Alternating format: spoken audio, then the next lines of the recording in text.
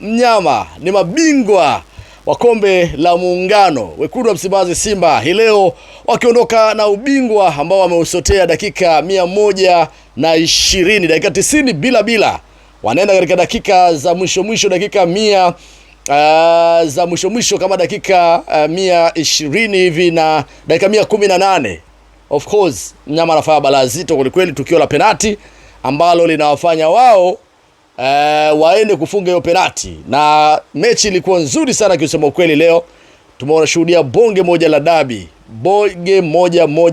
la dabi. Mwamuzi wa leo kutokea Kenya Bwana Mimisa Nyagro amefanya kazi kubwa sana.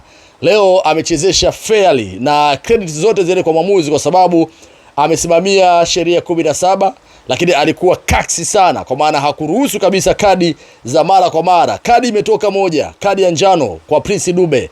Dakika zote kadi zilikuwa kuna dalili, kila dalili ya kadi ya njano, kila dalili ya kadi nyekundu, kila dalili ya matukio mengi tu ambayo yalitokea, kwa sababu wachezaji walicheza foul, ndavo ilikuwa mkubwa sana.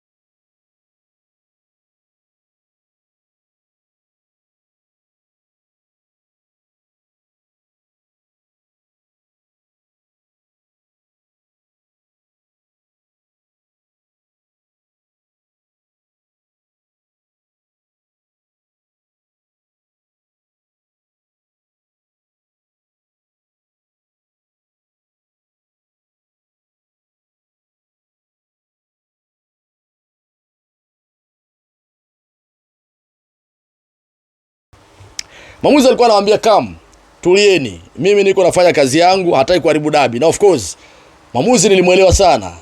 Sio kila tukio ni la kutoa kadi, sio kila foul ni la kutoa kadi. Kuna muda ukitoa kadi sana unaharibu mchezo, kwa maana kwamba ile pressure na tempo ambayo timu inayo, ile kasi ya timu ambayo ipo inapungua, kwa sababu wachezaji wanakuwa wanacheza kwa hofu, wakofia kupata kadi nyingine ya njano. So mwamuzi amefanya kazi yake kubwa sana. Simba leo alichukua mchezo kipindi cha kwanza.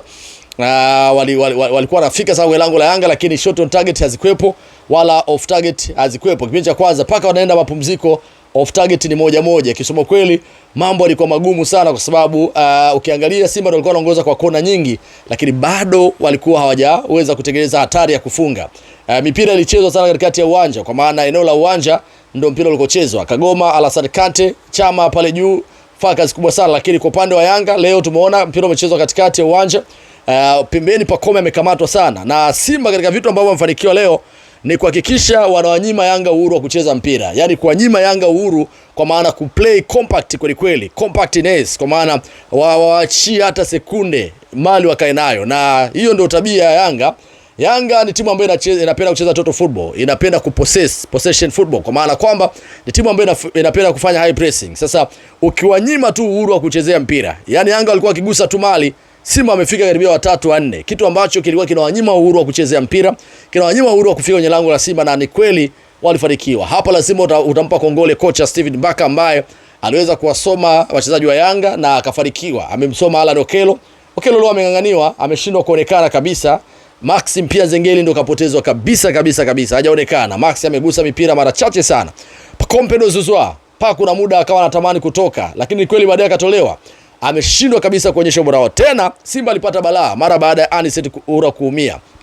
Ura aliumia mapema sana kipindi cha kwanza mara baada ya kupigiwa pasi ngumu sana na Nixon Clement Kibabage, pasi ambayo ilimfanya alazimika kukimbiza ule mpira kwenda kwa kasi, akakamatwa nyama za paja, kwa maana akapata wanasema msuru kakamata, na akawa analazimisha tu kucheza hivyo hivyo, lakini alishindwa kuendelea. Yanga wakapata uwedi kwa sababu upande ule Libase Gay alikuwa moto sana, alafu upande huu Anicet Ura alikuwa anaondoka na watu wake, na akiweka mali mguuni, miguu kama ina magnet, kama vile ina sumaku hivi. Kwa hiyo Yanga wakapata kuponea pale, na tukaona kabisa kwamba walau uhai ukawepo. Lakini baada tu ya mabadiliko kufanyika, Selemani Mwalimu aliingia upande ule, akawa anatoka Mpanzu ambaye kuna muda pia anaingia Adip kwenda kuhakikisha anacheza kama namba 10, na bado Yanga wakashindwa kuhimili vishindo kwa sababu Simba wakimbinu wakawa wako imara, kwa sababu Mpanzu alivyoingia alivyotoka Anicet Ura, Mwalimu alivyoingia Mpanzu akawa anatoka pembeni, lakini akawa anafanya tactical switch. Kuna muda anaingia ndani, kuna muda anatoka. Yeye na Libase Gay, Libase kabidi aende kushoto ambako alikuwa anacheza Anicet Ura, na Simba wakamiliki sana mchezo, kwa sababu leo pia hata goalkeeper Kasali Jibril alifanya kazi kubwa sana, kwa maana alikuwa na utulivu kweli kweli, na alikuwa anapanga sana safu yake ya ulinzi. Rushin Direk wate back bonge moja la beki kapiga sana mzigo leo, pamoja na Ismail Olivia Ture. Kuna watu hawamzungumzi Ture, lakini kwangu nafikiri moja ya sajili bora pia ambayo Simba amefanya ni Ismail Ture, ambaye yeye ndani muda mfupi amekuja kukop na Rushin Direk, na wamecheza mpira mkubwa, wanapasiana, wanatumana. Moja ni libero ni Rushin Direk, anamtuma sana Olivia Ture, lakini pia kuna muda Olivia Ture ni commanding defender na anamtuma Rushin Direk. So walikuwa wanafanya kazi nzuri sana, wanafanya transition, build up inaanzia chini, mipira inapigwa, pasi nyingi sana. Yusuf Kagoma ameimarika sana leo, alikuwa anakata sana mirija pale, alikuwa anapiga progressive pasi ambazo ni za mbele zaidi, na alikuwa anafanikiwa katika hilo. So hakuwa na makosa mara kwa mara, alifanya kazi kubwa sana. Lakini Alassane Kante alicheza vizuri, lakini baadaye kweli alikuwa mzito, kuna namna ambavyo alikuwa anapwaya. Kocha akagundua hilo, akamtoa, baadaye akaingia Neo Maema alileta utulivu hali ya juu sana, cheza mpira mkubwa, piga pasi nyingi sana, na alifanikisha timu kuwa inashambulia kila wakati. Yanga walikamatwa katika maeneo mengi sana, Dube alifunikwa. Young Africans, Simba walifanikiwa kummark mtu kama Pacome, Maxi pamoja na Alan Okello. Hao ndio watu ambao huwa wanaichezesha sana timu. Ukishawakamata hao, Dube anaonekana kama robot, yani kama Haaland anavyokuaga pale Man City. Pamoja na Depu, baadaye waliingia watu wawili, Depu pamoja na Dube, lakini hawakuweza kufua dafu. So lazima wape credit Simba, leo walikuwa wanautaka mchezo. Wamecheza dakika 120. Of course dakika 30 zilivyoongezwa, nilitegemea kuona labda Simba atachoka, lakini wachezaji wamezima dakika zote. Mchezaji kama Chama Cletus, of course Chama anapaswa kupewa credit kwa sababu ndio mchezaji ameonyesha ukubwa wake. Pambana sana dakika zote, kazima dakika zote 120, na alionyesha ubora wake, piga sana pasi na nini, ukomavu wake. Kuna muda ilipofika eneo la goli, sasa Chama ndio alopigwa kiatu dakika za mwisho. Mwamuzi aliona vizuri kabisa, ilikuwa nipiga ilikuwa ni kona, Chama alipiga kagongesha. Baadaye mpira unamkuta yeye mwenyewe Chama Cletus, anataka kuingia ndani, Edmund John akamkwatua ndani ya box. Nilipenda mimisa mwamuzi kutokea Kenya, akafikiria, akakalculate na ubongo wake mara moja, akapeleka mpira kati. Kwa nini? Ingekuwa ni mwamuzi wa kibongo, kiusema kweli wasingefunika ile tuta, kwa sababu angehofia kwamba imebakia sekunde chache sana, dakika 2 tu kwenda kwenye matuta ile 5-5, mara mechi ilikuwa inaanza kumalizika kwa suluhu. Lakini just imagine mwamuzi anafunika tuta dakika kama zile. Kibongo wasingefunika. Waamuzi wa bongo waoga sana, lakini wamejawa na unafiki kweli kweli. Yule mwamuzi akafunika, Chama akachukua ule mpira, lakini baadaye wakashauriana, wakampa Selemani Mwalimu kwamba bwana Mwalimu funge ili uondoke na kiatu cha dhahabu. Na of course Mwalimu ni bonge moja la mpigaji mzuri wa penalti, akapiga ile penalti yake ikaenda vizuri, Diara akapotea. Mnyama anaenda zake, anachukua zake kombe kilaini kabisa. Of course amepoza machungu, ni muda mrefu Yanga alikuwa anamiliki makombe haya 7, Simba alikuwa na 6, sasa wamefikia wote 7. So wamelevel scoreboard. So kinachotokea ni nini? Simba mpata code kwamba Yanga kumbe anafungika. Wameshajua kwamba kumbe Yanga alikuwa anasumbua sehemu hii. Wameshafahamu wachezaji wanajituma, wanajitoa 100%. Endurance, lakini pia determination, wachezaji mobility, kila kitu, tactical awareness, tactical discipline, spatial awareness, na kila kitu kimekamilika. Kwa hiyo kwa sasa Simba hii imejengwa kwa ajili ya kimataifa. Naona kabisa hata dabi ya siku ya Jumapili bado mnyama anaweza, kwa sababu unafahamu kabisa ameshajua kodi, ameshajua watu wa kuwakamata. Na Yanga wana shida ya kocha Pedro Gonçalves.